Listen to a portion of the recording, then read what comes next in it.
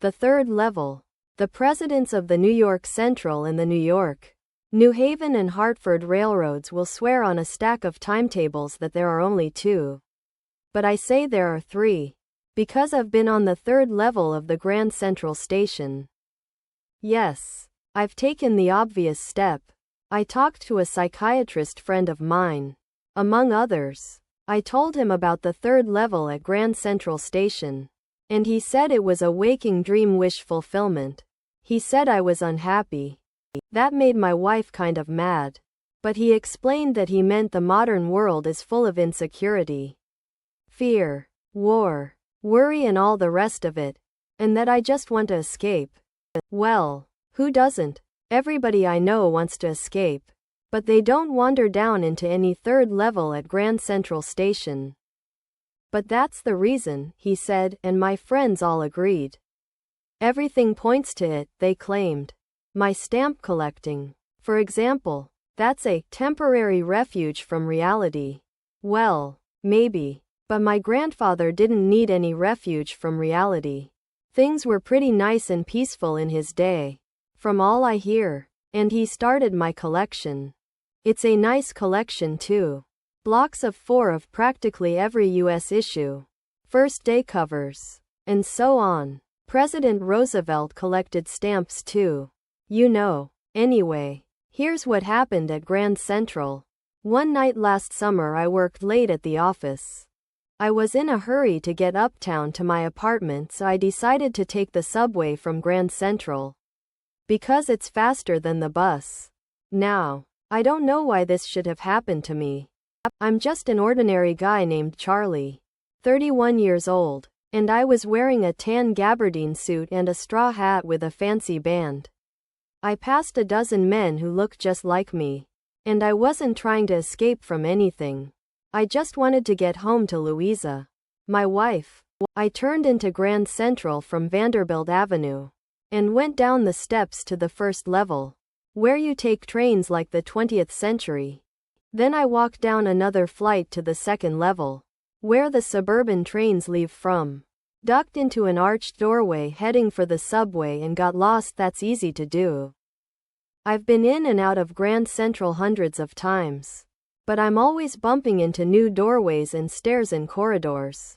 Once I got into a tunnel about a mile long and came out in the lobby of the Roosevelt Hotel. Another time I came up in an office building on 46th Street. 3 blocks away. Sometimes I think Grand Central is growing like a tree, pushing out new corridors and staircases like roots. There's probably a long tunnel that nobody knows about feeling its way under the city right now. On its way to Times Square. And maybe another to Central Park. And maybe because for so many people through the years Grand Central has been an exit.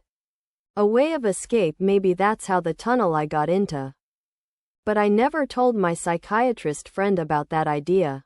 The corridor I was in began angling left and slanting downward, and I thought that was wrong. But I kept on walking. All I could hear was the empty sound of my own footsteps, and I didn't pass a soul. Then I heard that sort of hollow roar ahead that means open space and people talking. The tunnel turned sharp left. I went down a short flight of stairs and came out on the third level at Grand Central Station. For just a moment I thought I was back on the second level. But I saw the room was smaller. There were fewer ticket windows and train gates. And the information booth in the center was wood and old-looking. And the man in the booth wore a green eyeshade and long black sleeve protectors. The lights were dim and sort of flickering. Then I saw why. They were open flame gaslights. There were brass spittoons on the floor. And across the station a glint of light caught my eye. A man was pulling a gold watch from his vest pocket. He snapped open the cover, glanced at his watch and frowned. He wore a derby hat, a black 4-button suit with tiny lapels. And he had a big, black, handlebar mustache. Then I looked around and saw that everyone in the station was dressed like 1890-something. I never saw so many beards, sideburns and fancy mustaches in my life. A woman walked in through the train gate. She wore a dress with leg of mutton sleeves and skirts to the top of her high-buttoned shoes. Back of her, out on the tracks, I caught a glimpse of a locomotive. A very small Courier and Ives locomotive with a funnel-shaped stack. And then I knew. To make sure, I walked over to a newsboy and glanced at the stack of papers at his feet. It was the World, and the World hasn't been published for years. The lead story said something about President Cleveland. I've found that front page since. In the public library files. And it was printed June 11th. 1894. I turned toward the ticket windows knowing that here on the third level at Grand Central I could buy tickets that would take Louisa and me anywhere in the United States we wanted to go. In the year 1894. And I wanted 2 tickets to Galesburg, Illinois. Have you ever been there? It's a wonderful town still. With big old frame houses, huge lawns, and tremendous trees whose branches meet overhead and roof the streets. And in 1894, summer evenings were twice as long, and people sat out on their lawns. The men smoking cigars and talking quietly. The women waving palm leaf fans. With the fireflies all around. In a peaceful world. To be back there with the First World War still 20 years off. And World War II over 40 years in the future.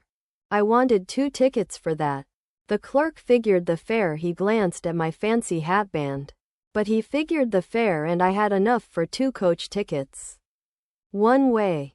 But when I counted out the money and looked up, the clerk was staring at me. He nodded at the bills. That ain't money, mister, he said. And if you're trying to skin me, you won't get very far. And he glanced at the cash drawer beside him. Of course the money was old-style bills. Half again as big as the money we use nowadays. And different looking. I turned away and got out fast. There's nothing nice about jail. Even in 1894. And that was that. I left the same way I came. I suppose. Next day, during lunch hour, I drew $300 out of the bank. Nearly all we had. And bought old-style currency. That really worried my psychiatrist friend. You can buy old money at almost any coin dealers. But you have to pay a premium. My $300 bought less than $200 in old-style bills. But I didn't care. Eggs were 13 cents a dozen in 1894. But I've never again found the corridor that leads to the third level at Grand Central Station. Although I've tried often enough. Louisa was pretty worried when I told her all this. And didn't want me to look for the third level anymore. And after a while I stopped. I went back to my stamps. But now we're both looking. Every weekend. Because now we have proof that the third level is still there. My friend Sam Wiener disappeared.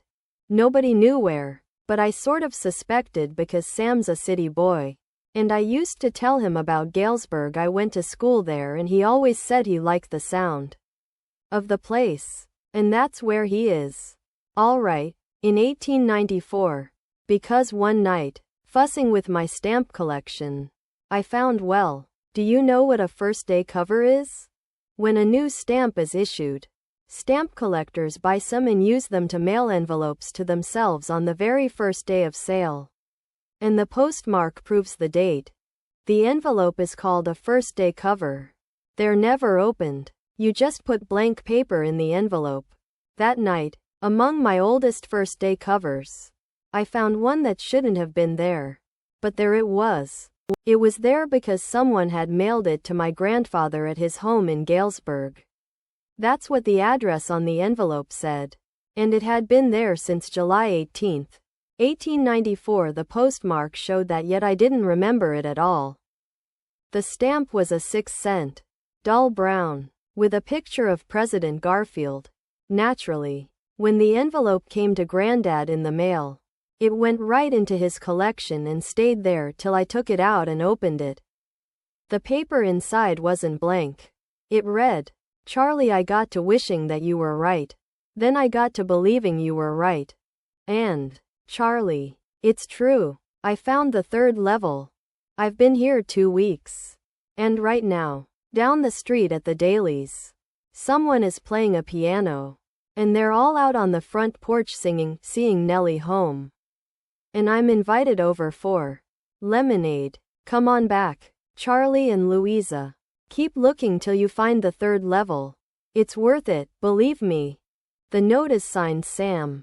At the stamp and coin store I go to, I found out that Sam bought $800 worth of old-style currency.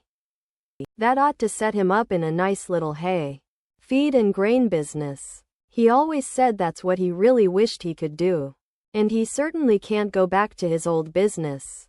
Not in Galesburg, Illinois, in 1894. His old business? Why, Sam was my psychiatrist.